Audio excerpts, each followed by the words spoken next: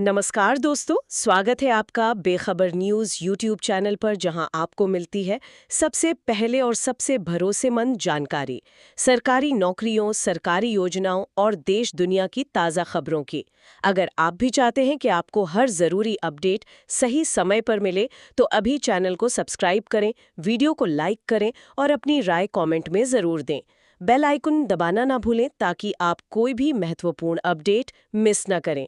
तो चलिए दोस्तों, आज की जानकारी की ओर बढ़ते हैं और जानते हैं वो बातें जो आपको जाननी जरूरी हैं।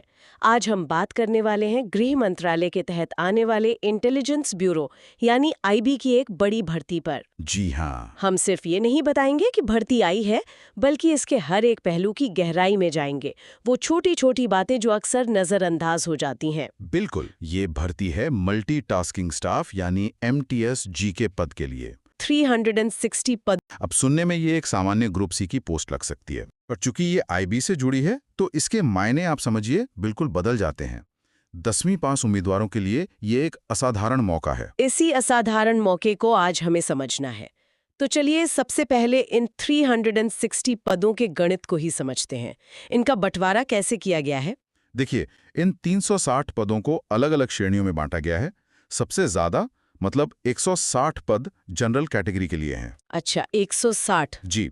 इसके बाद ओबीसी के लिए 72, एसटी के लिए 54, एससी के लिए 42 और ईडब्ल्यूएस यानी आर्थिक रूप से कमजोर वर्ग के लिए 34 पद रखे गए हैं। ये तो एक स्टैंडर्ड ब्रेकडाउन लग रहा है। हाँ, ये काफी स्टैंडर्ड है। और जो दिव्यांगजन या भूतपूर्व सैनिकों के लिए आरक्षण होता है, उसकी क्या व्यवस्था है? यहीं पर एक दिलचस्प बात है। पीडब्ल्यूडी और ईएसएम मतलब भूतपूर्व सैनिकों के लिए जो सीटें हैं, वो किसी एक राज्य या एसआईबी में फिक्स नहीं है। तो फिर वो एक सेंट्रल पूल में है। इसका सीधा मतलब ये है कि ये उम्मीदवार एक ऑल इंडिया मेरिट लिस्ट के लिए compete करेंगे। उन्हें किसी एक राज्य की सीमित सीटों पर निर्भर नहीं रहना पड़ेगा। अच्छा, तो ये उनके लिए काफी फायदेमंद व्यवस्था है। जी बिल्कुल, इससे उनके अवसर बढ़ जाते हैं। ठीक है, अब आते हैं उस सवाल पर जिसका सबको इंतजार रहता है, सैलरी। हम्म। आईबी की नौकरी है, प्रतिष्ठा तो है, हम्म। पर जेब में क्या आता है? हाँ हाँ, सबसे जरूरी सवाल। देखिए, बेसिक पे स्केल है लेवल 1 का, जो 18,000 रुपए से 56,900 तक जाता है। ये तो स्टैंडर्ड है। जी, पर असली कहानी इसके ऊपर मिलने वाले भत्तों में है। यही चीज इस पोस्ट को दूसरी एमटीएस नौकरियों से बिल्कुल अलग बना देती है। अच्छा, ऐसा क्या खास है इन भत्तों में? इसमें दो चीजें बहुत खास हैं।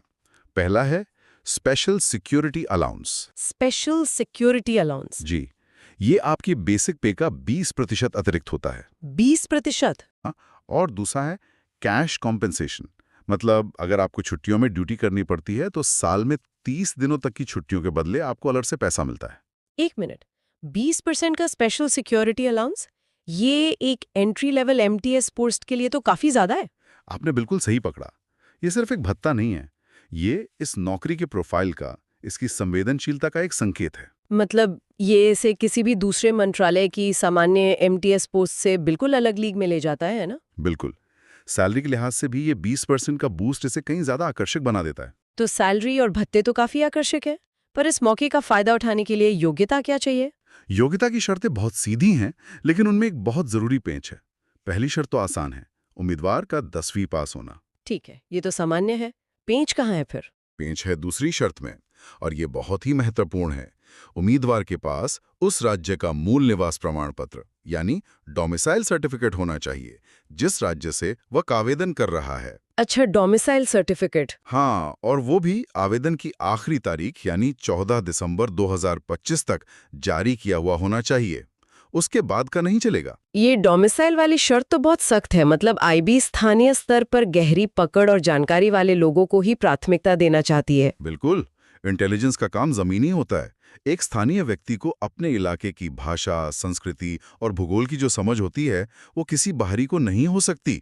ये सिर्फ एक नियम नहीं, एजेंसी की जरूरत है। ये तो बहुत अहम जानकारी है। अब बात करते हैं उम्र की। स्टैंडर्ड आयु सीमा 18 से 25 साल है। जी, 18 से 25 साल। पर इसमें जो छूट मिलती है वो भी काफी है। हाँ, एससी एसटी के लिए 5 साल और ओबीसी के लिए 3 साल की छूट तो स्टैंडर्ड है ही। लेकिन जो चीज ध्यान खींचती है वो है विभागीय उम्मीदवारों के लिए 40 साल तक की उम्र कैटेगरी के हिसाब से। ये दिखाता है कि विभाग सिर्फ युवा फ्रेशर्स को ही नहीं बल्कि अलग-अलग बैकग्राउंड के लोगों को भी मौका देना चाहता है। मतलब ये भर्ती सिर्फ स्कूल से निकले छात्रों के लिए ही नहीं है। अच्छा, नोटिफिकेशन में एक और बात लिखी है, ऑल इंडिया ट्रांसफर लायबिलिटी। इसका व्यवहारिक मतलब क्या है? इसका सीधा और साफ मतलब है कि आपकी नियुक्ति भारत में कहीं भी हो सकती है। भले ही आवेदन होम स्टेट से किया हो? जी, भले ही आप अपने होम स्टेट से अप्लाई कर रहे हो, देश की सुरक्षा की जरूरतों के हिसाब से आपको कहीं भी भेजा जा सकता है। ये एक नेशनल एजेंसी है, कोई स्टेट सर्विस नहीं। ठीक है, तो अगर कोई योग्य है, डोमिसाइल भी है और कहीं भी सेवा देने को तैयार है, तो अब आती है सबसे बड़ी चुनौती, परीक्षा। आईबी का एग्जाम है, तो आसान तो नहीं होगा। इसका पैटर्न कैसा है? परीक्षा का पैटर्न दो स्तरीय है, टीयर 1 और टीयर 2, और यहीं पर सारी रणनीति छुपी है। अच्छा, टीयर 1 एक ऑनलाइन ऑब्जेक्टिव टाइप परीक्षा है। 100 सवाल, 100 नंबर और समय सिर्फ 1 घंटा। 60 मिनट में 100 सवाल, ये तो पूरी तरह से स्पीड का खेल है। विषय क्या क्या है इसमें? इसमें 4 सेक्शन हैं, मैथ्स और रीजनिंग के 20-20 सवाल, इंग्लिश के 20 सवाल और सबसे बड़ा सेक्शन है जनरल अवेयरनेस का। उससे कितने सवाल हैं? जनरल अवेयरनेस से पूरे 40 सवाल पूछे जाएंगे। और हाँ, हर गलत जवाब के लिए 1/4 अंक की नेगेटिव मार्किंग भी है। 40 सवाल सिर्फ जनरल अवेयरनेस से, मतलब 40% वेटेज। ये तो पूरा गेम चेंजर है। बिल्कुल, यही इस परीक्षा का सबसे बड़ा ट्रैप है। ज्यादातर उम्मीदवार मैथ्स और रीजनिंग में लगे रहते हैं, लेकिन मेरिट लिस्ट में ऊपर नीचे करने का काम यही 40 नंबर का जनरल अवेयरनेस सेक्शन करेगा। और नेगेटिव मार्किंग के साथ यहाँ तुक्का लगाना तो बहुत भारी पड़ सकता है ना? बहुत ज्यादा। यहाँ एक्यूरेसी ही सब कुछ है। गलत अनुमान लगाने से आप मेरिट से सीधे बाहर हो सकते हैं। तो टीयर 1 ही असली लड़ाई है। फिर टीयर 2 का क्या रोल है? टीयर 2 एक लिखने वाला पेपर होगा, मतलब डिस्क्रिप्टिव। 50 नंबर का पेपर और समय 1 घंटा। इसमें क्या पूछा जाएगा? इसमें आपकी बेसिक इंग्लिश की समझ परखी जाएगी, जैसे ग्रामर, वोकैबुलरी और 150 शब्दों में एक पैराग्राफ लिखने को कहा जाएगा। तो क्या फाइनल मेरिट लिस्ट टीयर 1 और टीयर 2 दोनों के नंबर जोड़कर बनेगी? नहीं, और यही इस परीक्षा की सबसे महत्वपूर्ण रणनीति है। टीयर 2 सिर्फ क्वालिफाइंग है। सिर्फ क्वालिफाइंग? जी, यानी आपको 50 में से सिर्फ 20 नंबर लाने हैं पास होने के लिए। इसके नंबर फाइनल मेरिट में नहीं जुड़ेंगे। अच्छा, तो मतलब सारी मेहनत टीयर 1 पर ही करनी है, राइट? बिल्कुल, पर टीयर 2 को हल्के में लेना भी सबसे बड़ी गलती होगी। अगर आप इसमें फेल हो गए तो टीयर 1 में 100 में से 90 नंबर लाकर भी आप बाहर हो जाएंगे। समझ गई। ये एक तरह से ड्राइविंग टेस्ट जैसा है, बस पास करना है, टॉप नहीं करना। आपने सही समझा। आपकी रैंक तो पहले वाले रिटन एग्जाम से ही तय होगी। ये तो बहुत ही साफ हो गया कि फोकस कहाँ करना है। अगर 2 उम्मीदवारों के नंबर बराबर आ जाएं, तो फैसला कैसे होता है? टाई ब्रेकिंग के लिए सबसे पहले उम्र देखी जाती है। जिसकी उम्र ज्यादा होगी उसे प्राथमिकता मिलेगी। और अगर उम्र भी बराबर हो? तो फिर उनके नाम के अल्फाबेटिकल ऑर्डर से फैसला होगा। ठीक है, प्रक्रिया समझ आ गई। अब आते हैं सबसे जरूरी बात पर। आवेदन कब और कैसे करना है? तारीखें क्या है? तारीखें नोट करना बहुत जरूरी है। ऑनलाइन आवेदन 22 नवंबर 2025 को शुरू होंगे और 14 दिसंबर 2025 की आधी रात तक चलेंगे। और आवेदन सिर्फ ऑनलाइन ही होंगे? जी, केवल ऑनलाइन, एमएचए की वेबसाइट या एनसीएस पोर्टल के जरिए। कोई ऑफलाइन फॉर्म नहीं है। और फीस जमा करने का क्या? ऑनलाइन पेमेंट के लिए भी आखिरी तारीख 14 दिसंबर ही है, लेकिन अगर कोई एसबीआई चालान से ऑफलाइन पेमेंट करना चाहता है तो उसे 16 दिसंबर तक का समय मिलेगा। अब आखिरी और सबसे कंफ्यूजिंग सवाल, आवेदन शुल्क। इसमें अक्सर लोग गलती कर देते हैं। हाँ, इसकी संरचना थोड़ी अलग है। शुल्क के 2 हिस्से हैं।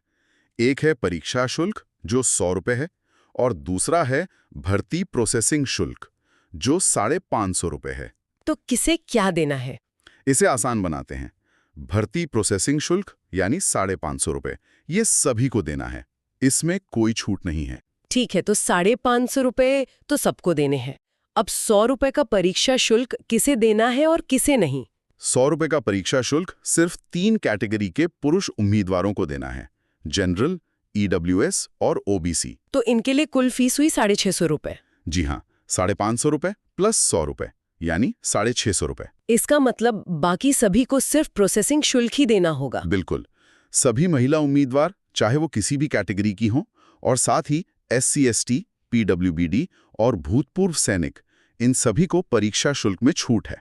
उन्हें केवल 550 रुपए ही देने होंगे। ये तो बहुत अच्छे से स्पष्ट हो गया।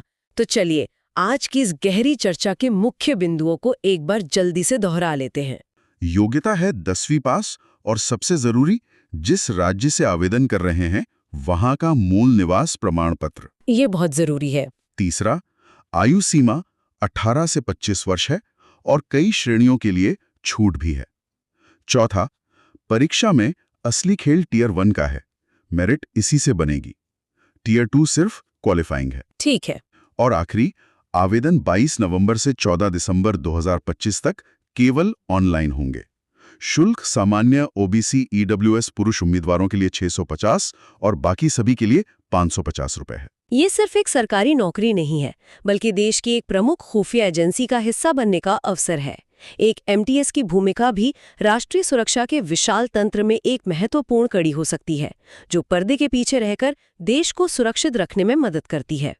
अगर आपको ये वीडियो अच्छी लगी तो लाइक करें और अपने विचार कमेंट बॉक्स में जरूर दें। और आने वाली सभी नई नौकरियों की पूरी जानकारी के लिए बेखबर न्यूज़ चैनल को सब्सक्राइब करना ना भूलें।